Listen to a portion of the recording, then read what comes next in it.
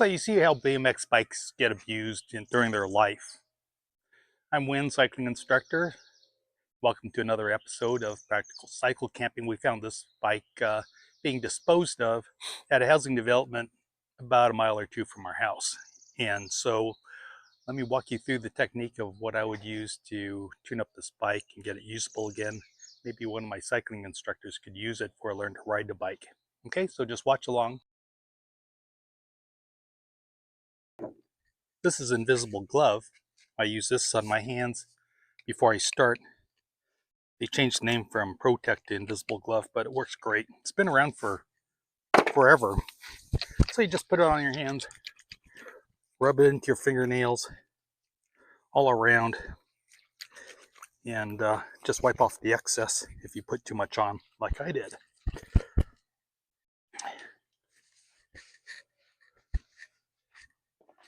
Okay, there's a lot of rust on the chain.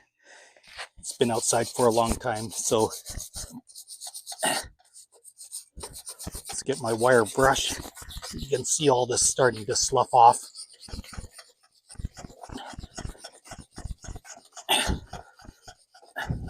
So I'll pedal backwards.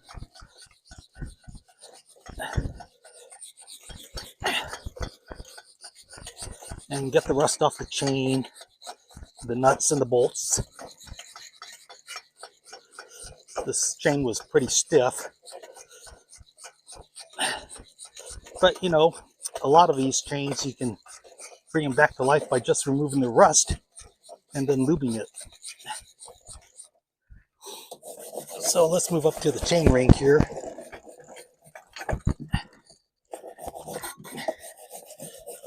Get the chain up.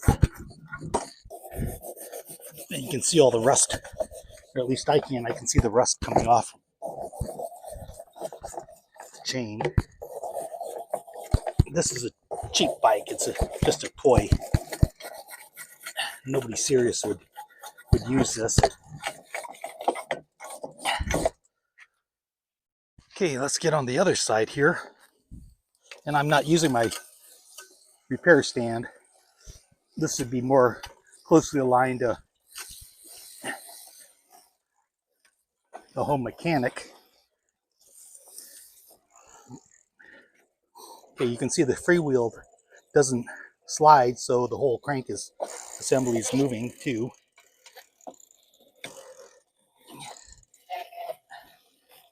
This bike has probably never had a tune-up, let alone having lube done to it. It's that cheap of a bike. You know, mass-produced by the tens of thousands in excess. Okay, and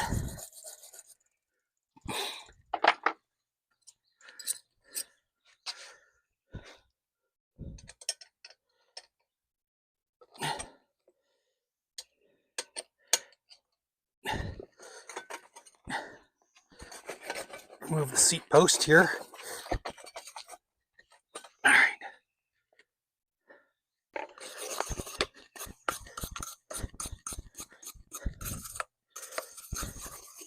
Use some sandpaper and sand this off.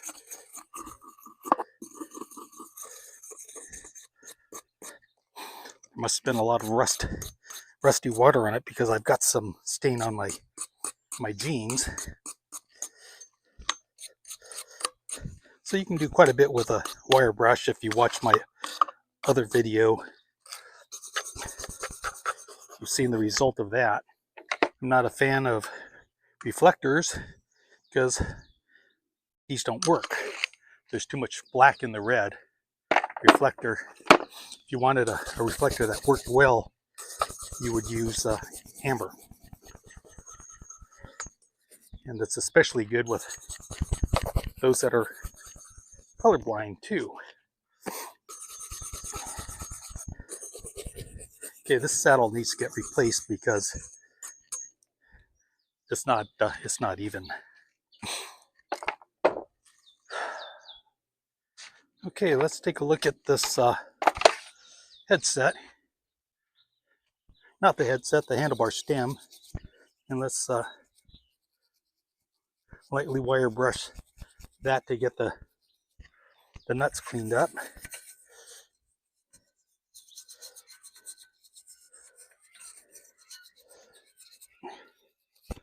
Okay.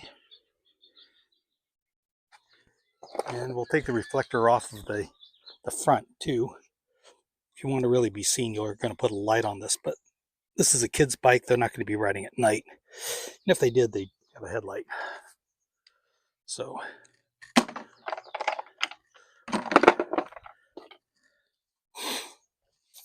okay, give us a light quick brush here, and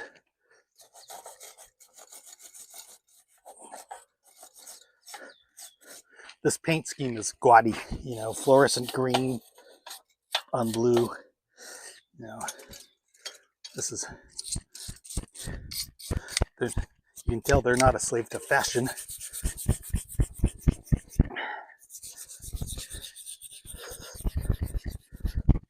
Okay, and these handlebar grips, the handlebars themselves have been on the ground, so they're flared a little bit. Oh, so this comes right off. Let's get a flat file. Let's file off the burr.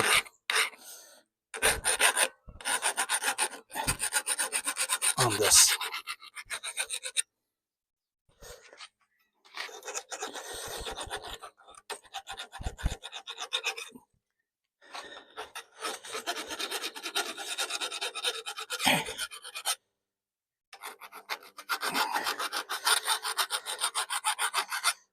Okay, that's pretty good. Take this one off. This one has a burr also at the ends of the bar.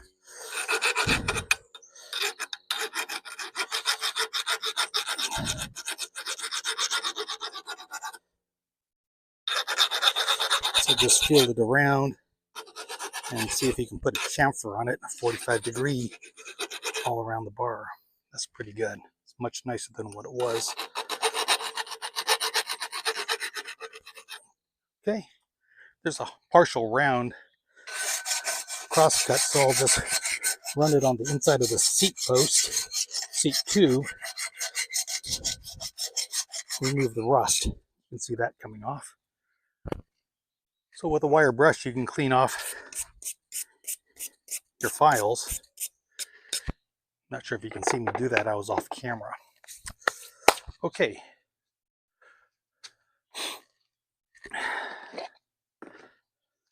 Got a little bit of grease here. This is automotive grease. It's just fine for what we're going to use it for. Smear some on the inside of the seat tube. Then with a 14mm wrench, you can use a combination wrench, an adjustable wrench. It doesn't matter, but we're going to replace this saddle. And saddles don't last forever.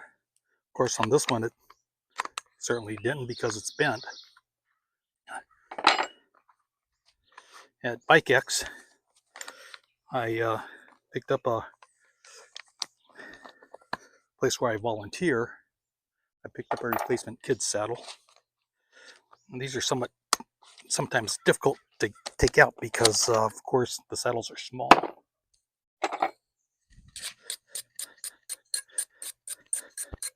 So let's clean up the excess rust here. And see if I can wrestle this off.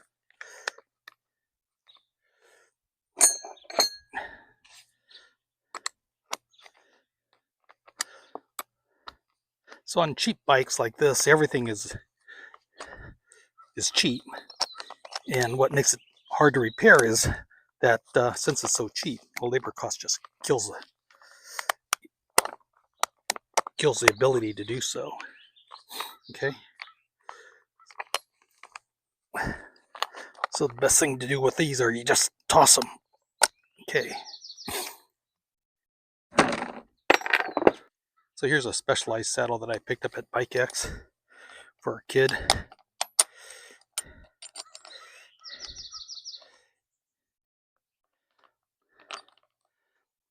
right off the bat, you can see that this is a higher quality saddle. The bottom of the saddle doesn't interfere with the fasteners on the, all right.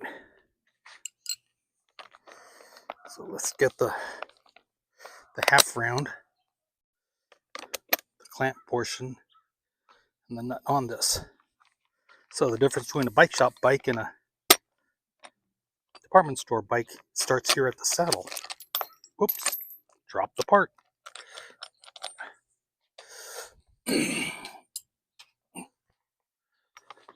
Saw recently that some pharmaceutical company actually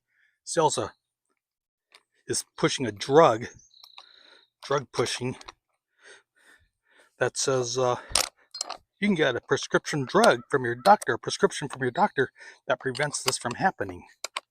Go figure. All right, so what I do is I just count the number of threads exposed on this nut. Try to make it even. All right, now we can put this on.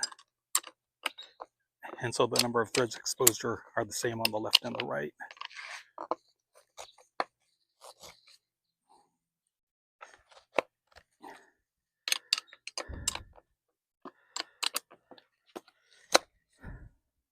All right. Okay, and let's put this in.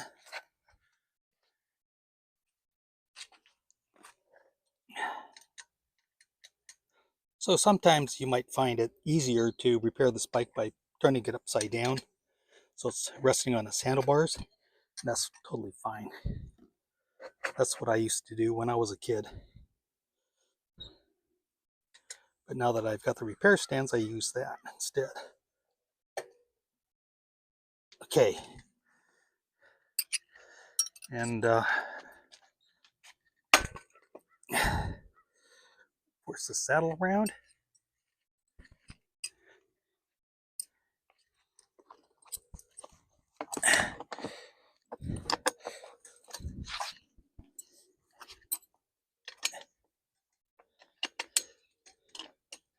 And we'll get this set up for mostly normal cycling. And it won't be too tight because we'll adjust it later on.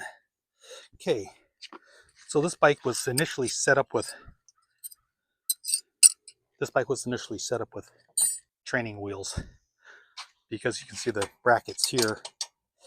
Mostly, you could use a socket wrench to remove this.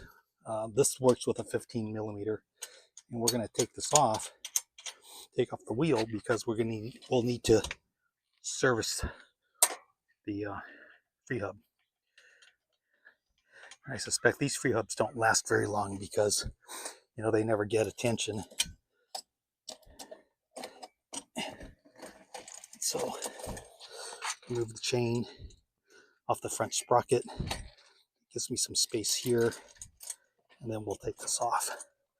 And since this is flat, we'll just take off the tire too and look for a flat. Okay, and we'll, off the screen, I'm going to wire brush this side of the hub because it's caked with oil and grit.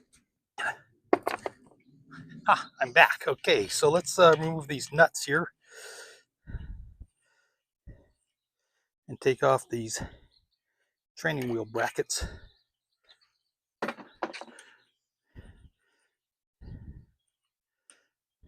You don't need to save those brackets, so they'll just be recycled. After all, if you watch my Learn to Ride videos, you know that we don't use training wheels. We go right to riding on two wheels. Okay, and this hub looks a lot cleaner now. So yeah, this is pretty sluggish. I can disassemble this, but for home users, you just probably want to put some oil inside the gap of the freewheel and hope that it gets through. So here's my red magic oil, and it's 1/3 automatic transmission fluid, 1/3 SAE weight, 30 weight motor oil, and the other third is kerosene.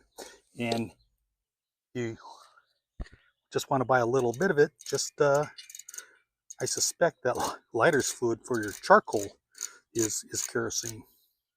If it's not, it's pretty close to it. Okay, so we'll let this one work through. This is a cheap brand. It's Tri-Diamond. I've seen these before.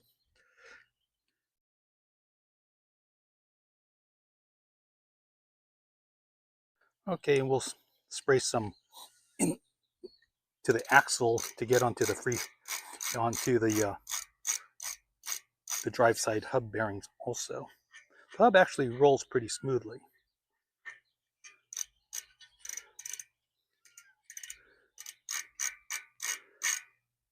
Okay, let's give this a little bit more. Let's let it drain through.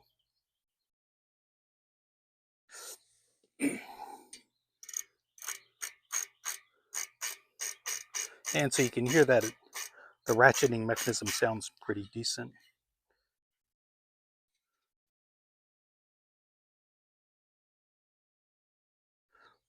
Let's see if I can get some oil into the hub without disassembling the nuts, the cones. Okay, and then if you spill it, just wipe up the mess.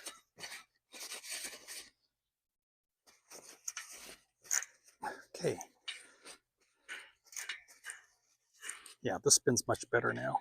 Let's give it a spin, see what the wheel looks like, and close one eye, sight down it, and it looks like it's actually pretty true. Okay, so like I said, there's a flat here, so let's give this some more oil, and I'll let the wheel rest on one side.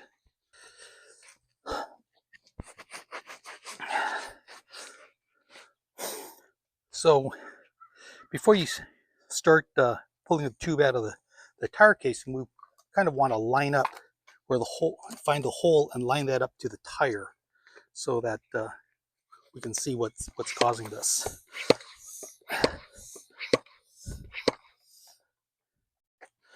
All right. So it's like this.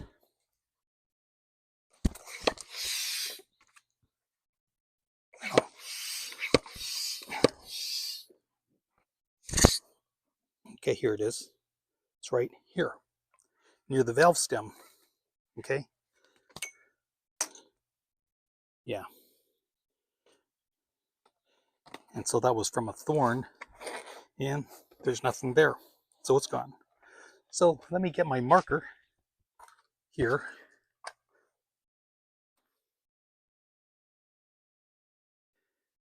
My marker is a ballpoint pen,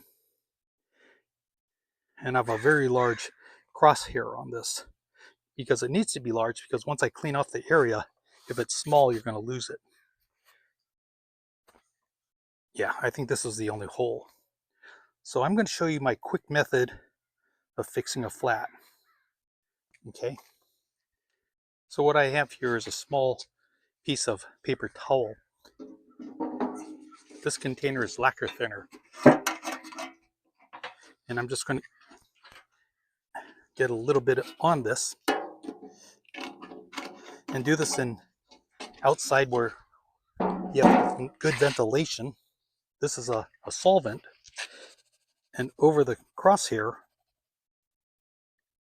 we're going to rub this and remove the mold release, right? And we're going to remark this again so that we can see it. This is a pinhole leak, so I'm going to get my Red Label contact cement, which is much stronger than rubber cement. I'm going to put a thin layer on this. I'm going to let that dry. Here I've got a press made of recycled inner tube material, wiped off also with the lacquer thinner, and then I put a layer of contact cement on it earlier, but I'm going to do this again because you want a fresh layer on this. We're going to let this dry. A hole such as a pinhole A paper punch size patch is more than sufficient to cover this. As a rule, your patch only needs to be 3 times the diameter of the hole. So the whole diameter plus 1 diameter on each side. That's 3 diameters. When a pinhole punch is too small to actually move around easily, but with a paper punch you can. So I think this is probably pretty good. And so I'll get my paper punch here. Yeah, that's dry enough. And punch a hole. Sometimes you have to look around to see where that went to. It's right here between my index finger. And we'll just position that using the crosshairs. Okay?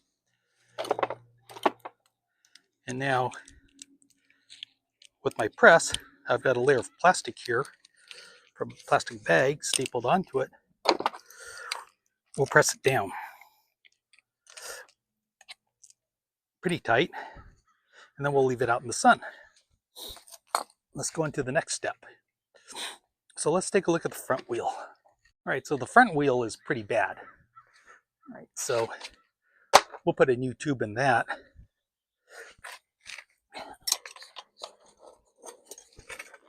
All right.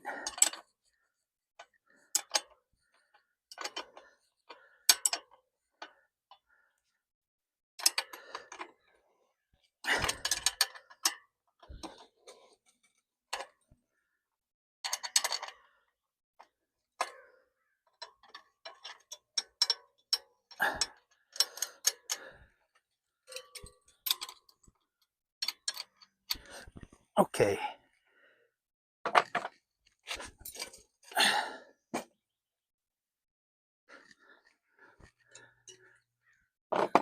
So with my wire brush, this has some weeds growing around it here. So let's just clean off this hub also, get free of FOD.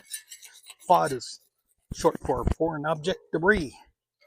And then there's some hair in this, so maybe it was a girl that was riding this bike or some kid with long hair. All right. So let's get this tube off. Okay. I think this might be one of the reasons why they stopped riding the bike. His tube is in tatters.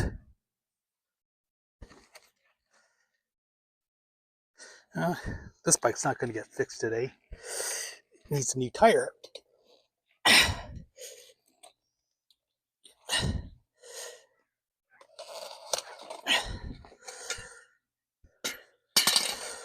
All right, so here's a tube. Tube is gone. And here's the tire.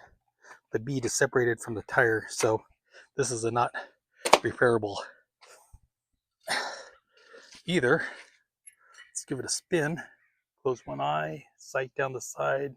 This rim has a bend in it. Right here, and we can bend it back with the adjustable wrench or pliers. And just eyeball it to get it back in again.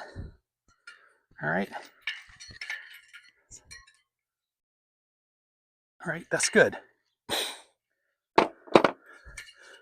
This wheel has a keeper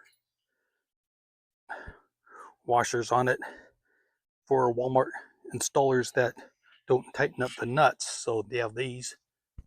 We'll take those off because they serve no useful function if you assemble your bike properly.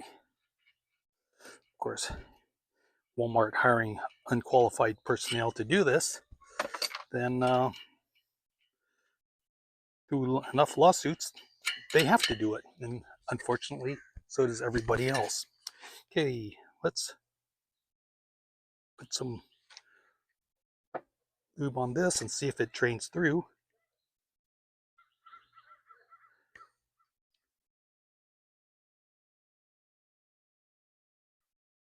And slowly but surely it gets in there. Okay, we'll do it to the other side.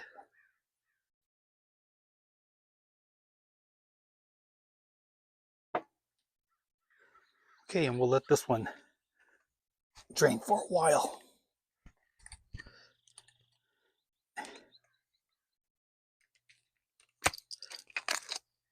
And this patch looks pretty good. We'll let out some of the air. So really when you put a patch on a tube, it needs to set for overnight. Okay, this is a checkerboard wheel tire, so you can go anywhere. But we'll just put this so that the stem is at the name, the manufacturer's name. Just do that to pay attention to detail. It's not necessary for anything else. Okay, let's take out some more. So let's bleed out some more air.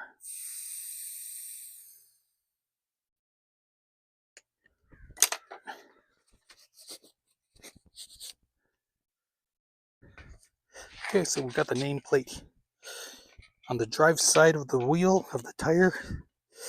And let's put in the stem. And this is a loose fitting tire, so we don't need any tools. And so now that's on.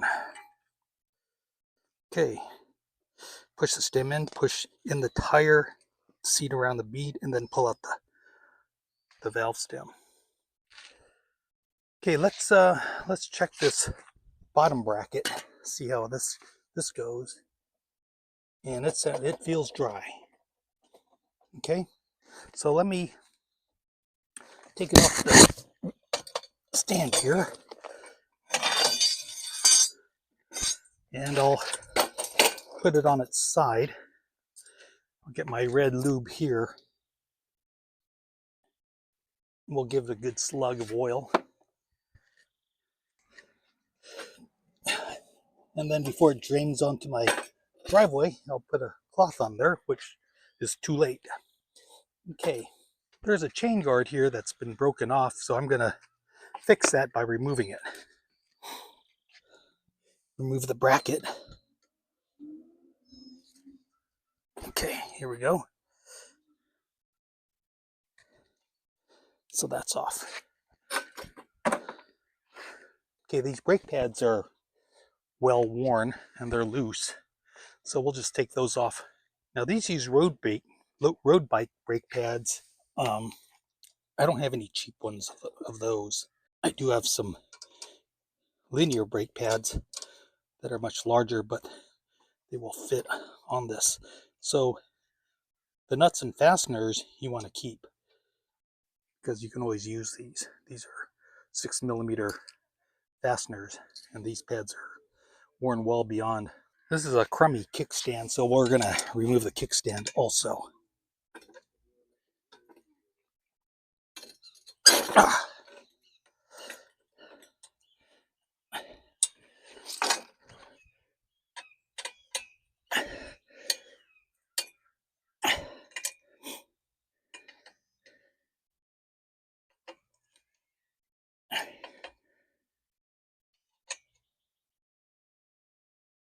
Okay. I can see that the rear brake barrel adjuster is all the way out, so we're going to fix that. After I get this cheap kickstand off the bike.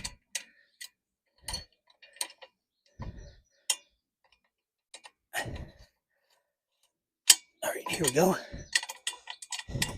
I'm going to give these bikes away to people. They often want a kickstand. I say, well, real cyclists, they don't use kickstands, especially cheap ones like this. But of course, on our touring bikes, you do. Let's see if this can be loosened up by hand or if I need a tool. Oh, I can do it by hand. So I'm going to screw this barrel adjuster all the way in, okay? Because when I adjust the brakes, let's see if this one will work. Okay, so this bottom bracket was loose, so to tighten it up, you turn it counterclockwise. And this one is loose.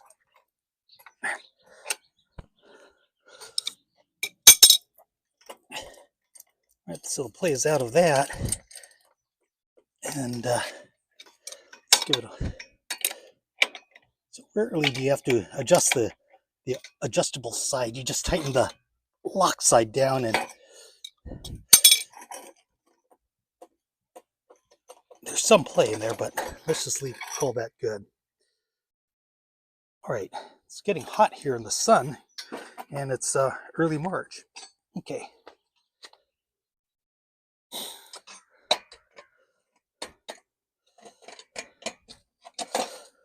So let's get the chain on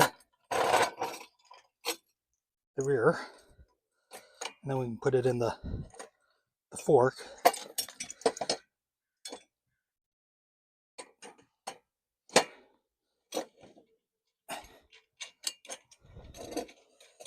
And I'm blocking the wheel with my right foot. Keep it from rolling away.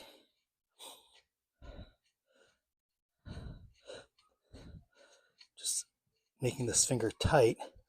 Now we'll put on the chain around the front sprocket, and then pull this back. And we want about 10 millimeters of deflection. Okay, we want the wheel to be centered. So I'll use this adjustable wrench. So tighten up one side, tighten up the other side. Look at the gap, all right, and then tighten it up some more.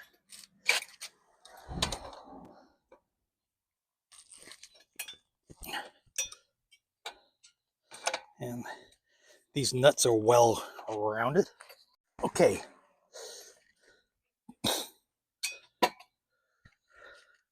Let's put this bike back on the stand.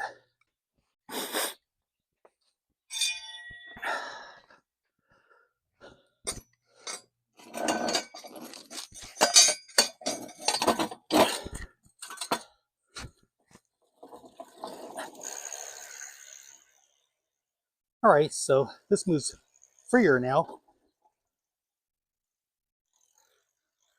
The crank no longer spins with the free hub. Okay.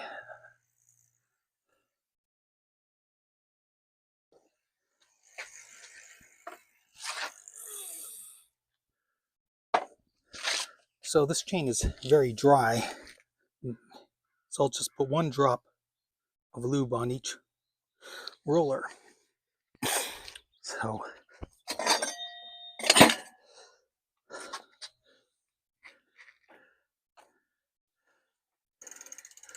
start here. We don't need lube on the plates of the chain.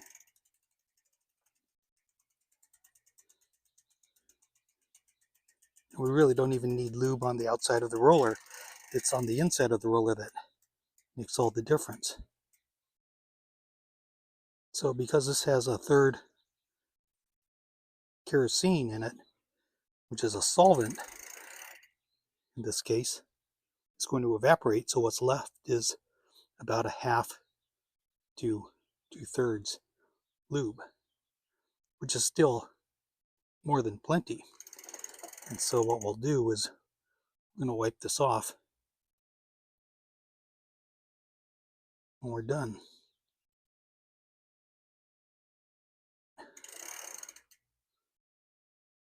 So this method assures that you're getting the lube where it's needed and not where it's not needed.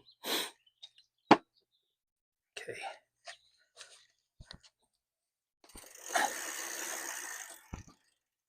Instantly this feels much better.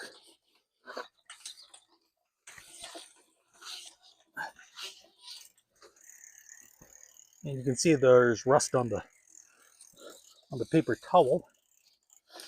That's to be expected.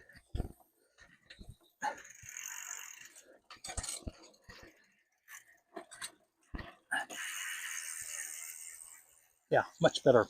Okay, let's put on the rear brakes.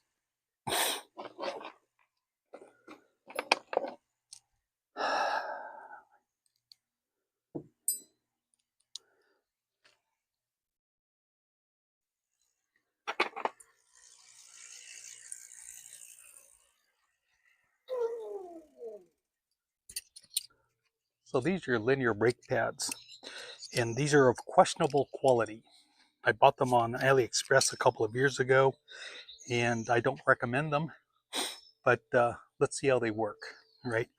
I have a 10mm wrench, which we'll use on the pinch bolt. We have a 5mm wrench for this, and I've got a little strip of cardboard to set the toe in. So let's take a look at this. Right now this is already loose. I don't want to loosen this up yet because we don't want the cable end to go through this pinch bolt because there's none exposed to it. There are a total of 4 washers here. They're conical in shape, and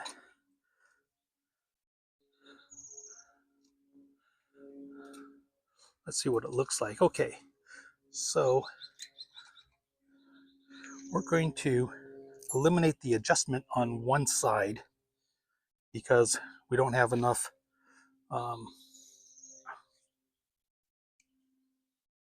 threaded post exposed. Okay, and so then on this side we'll put in the washer just as a spacer. Now we've got enough thread here so that we can get this in. All right, well that simplifies the toe in quite a bit because it's going to be what it's going to be. All right, so I took out the concave washer, so we'll put that there.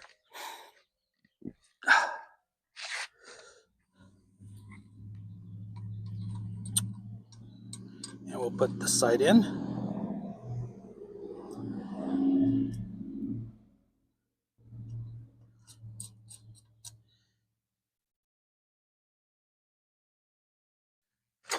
Okay, and we'll rotate this so that it's the correct orientation. There we go.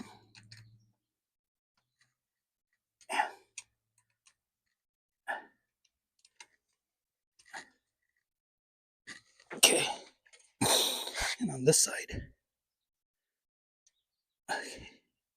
So you want the brake block to fit squarely against the rim and not touch the tire because that would be a disaster.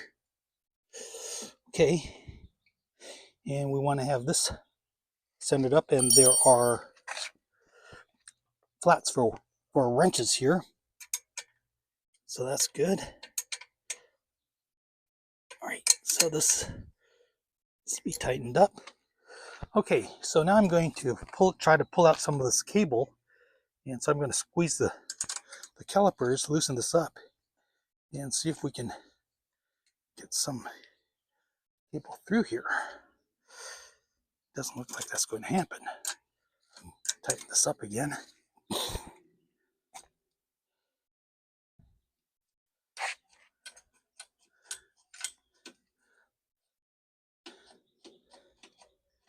Well, this is pretty good brake feel. That's as good as you're going to get. There's a lot of friction here, but okay. Let's try centering up the brake by using the fixing nut, using the force of that to twist it. That's good enough. Okay, so we don't need to set toe in because we can't set toe in, so we won't need this.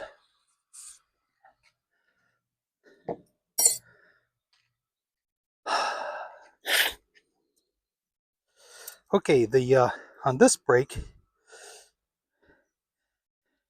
was missing the acorn nut on this end, so I had a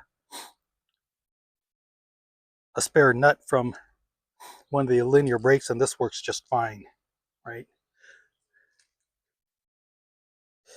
So let's take another 10mm, and we're going to put on the new brake pads on this front brake also.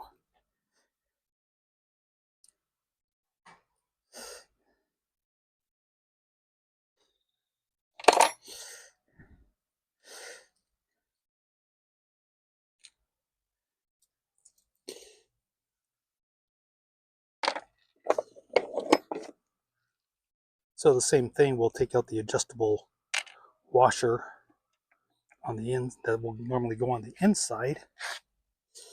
And the brake housing is marginal.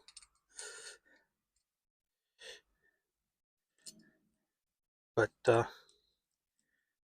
it's used as a training bike for learning to ride, you're not going to be using the brakes anyway.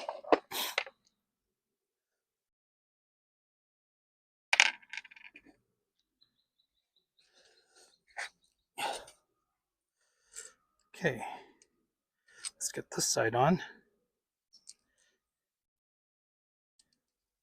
So for a cold day, this feels like it's in front of this garage door. It feels like it's 80 degrees.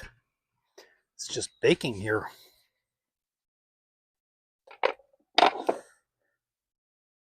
Okay, well, I don't have a tire for this bike, so it's not going to get done. Let's just put this wheel on.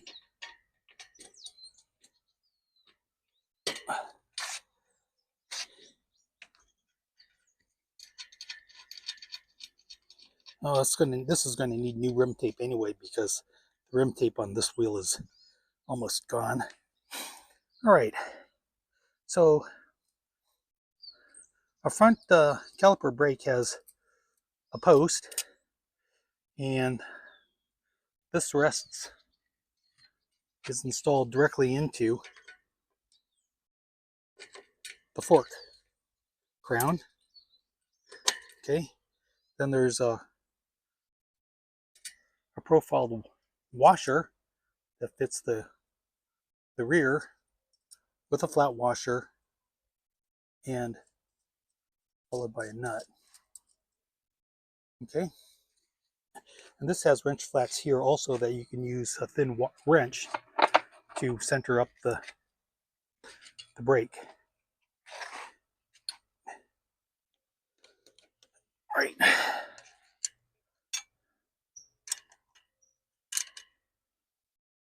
So I'll apply the brakes here to try to get it centered up.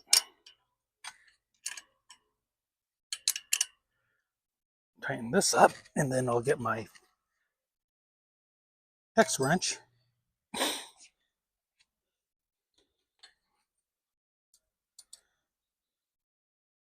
we'll move this in position so it's in contact with the rim.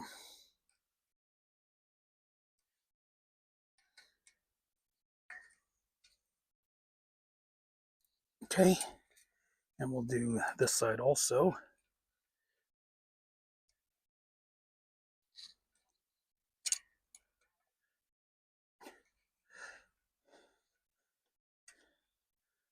Okay,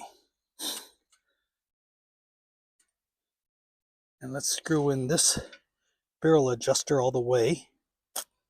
Oh, I can see that the anchor nut here is missing. Okay, right here. So let's see if this acorn nut will work.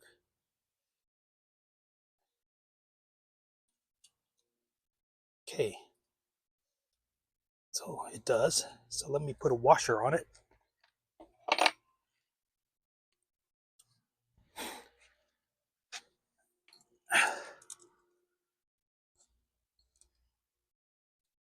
Here.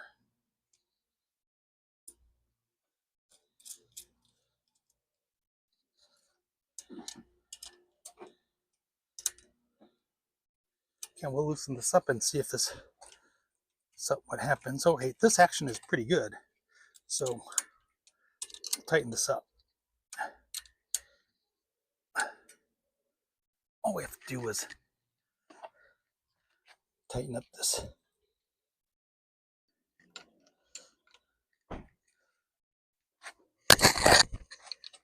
We'll try centering up the brake.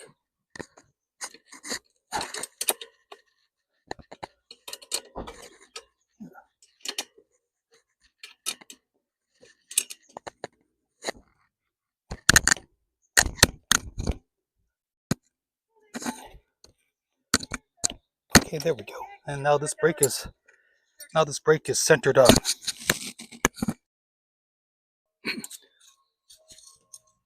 So to to center the brake, this uses a thin wrench, and you can buy these anywhere online, and it's a 14 millimeter. They also go by, in the bicycle industry, they go by the name of hub wrenches, but they're actually just a thin wrench. So you can move this left and right to get the brake centered up between the gap between the rim and the brake block. Okay.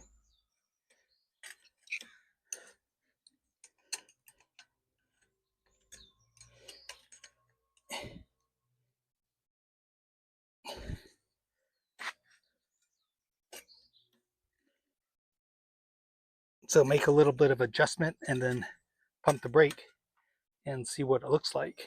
Okay, you might need to remove the seat post to make the adjustment in your rear brake.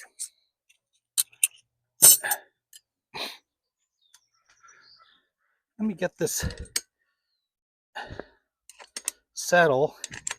Doesn't quite look right, and we're gonna push it back.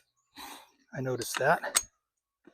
Oftentimes you can push the saddle all the way back on the rails to improve it. Okay. Let's take a look at the headset.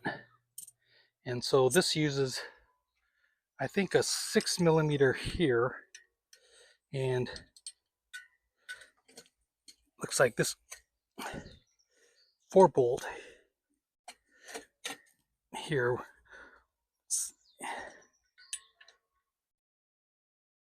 On the stem, just reorient this a little bit. Come on.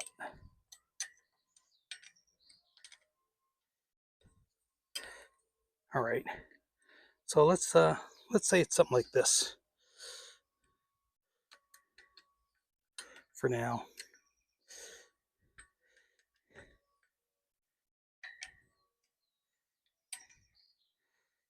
So this bike won't get finished today because I don't have a tire for it. I suppose if one of my kid trailers, cargo trailers, has a 20-inch wheel, 20-inch tire, I could probably pull it off that, but those typically are not really meant for cycling. They're just meant to be sitting on a trailer. All right.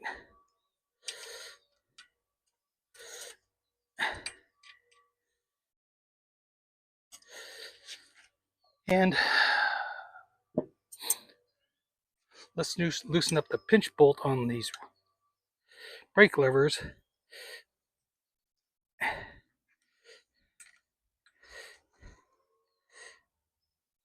There's little kid levers, okay?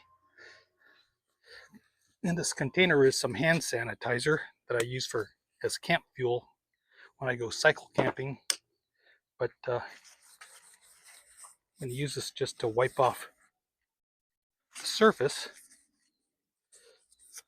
I think they also put some Epicac in this so you won't drink it. Let me put some alcohol in this and we'll slide this in. All right. And let me clean up this side also a little bit. Just put a splash in here. And we'll slide this in also. So when the alcohol dries, then the hand grips will stay in place. It's always a good practice to make sure you have a plug in this to prevent injury later on. This is the kind of injury, if you were to get this, it'll be very hard for it to heal because your blood doesn't flow well that way. All right, so let's give this some gap between the hand lever, between the brake lever clamp and the handlebar grip. And so this is an 8 millimeter wrench from the kickstand, so flat to flat is 8 millimeters. So let's give it that and make it a little higher than straight.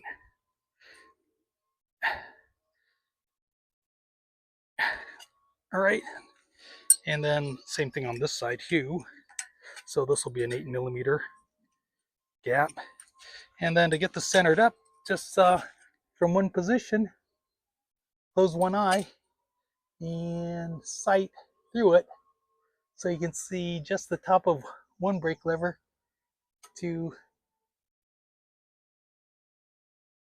the other, like that. And then we can tighten this up. All right.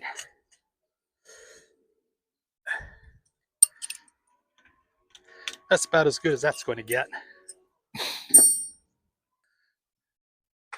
Okay, so while I'm at it, let's just trim away some of this excess part of the handlebar grip that it's been worn away.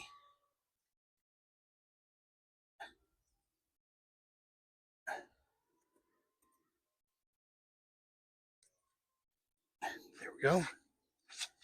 I'll sweep this up when I clean up. Okay, so I've got a 13mm wrench for this handlebar stem.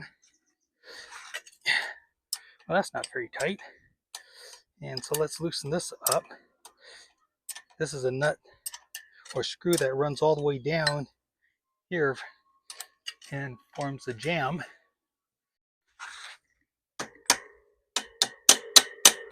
There we go. So you just pound the screw down so it frees up the jam nut. And it needs some grease, but it seems it's pretty rusted. So I'm going to take this off the stand here.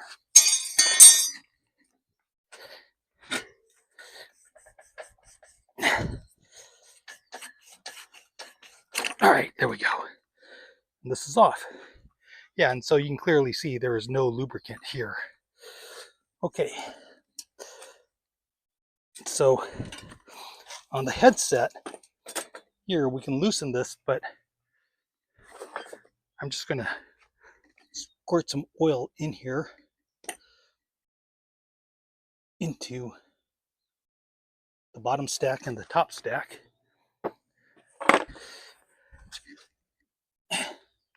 And let that drain. And judging from this bike, even though it appears that the brakes were all worn out, the stacks are probably in good shape. So I've got some grease in my finger here, and we'll put it on the inside of the steer tube. Okay, and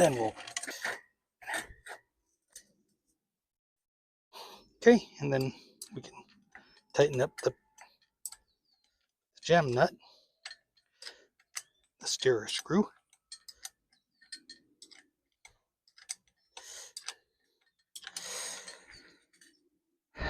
So it's worthwhile when you do this to use hand tools and not power tools, because this way you get a feel for the tightness. And the other day I was volunteering at Bike X and they had some high school students there. And they brought power tools. And they're just having a great time with it. But I was talking to them, telling them that, you don't get a feel for how much torque you're applying to it. And I don't think they really understood. But I took one of my spare tires and put it on this bike. And so now this is a completed bike. It's tuned up. Now, this is not the kind of bike you put on a pump track. It's not that strong because it's a Walmart crappy bike, a WCB. But it is probably good enough if somebody wants to learn to ride with this. It is, after all, a toy bike made with just the cheapest of parts. But you've had a chance to see, how you can service it. The servicing is the same on all the crummy bikes. So with the one-piece bottom bracket and cranks, just put some oil in it, and if the crank is loose, then you tighten it up going counterclockwise. And likewise, if the chain is rusty, use a wire brush to clean it up, and then put a drop of oil on each roller. And if the hubs are loose, then tighten those up, and then get some oil in the hubs, because after all, they need lube to roll smoothly. And you've seen how I adjust the brakes. So this overall worked out pretty well. It didn't take very much time, and I didn't use any of my really cool tools like the repair stand. And you can, of course, work on this with the bike upside down with the handlebar and the saddle touching the ground. So I hope you got some benefit out of this, and till next time, keep on cycling.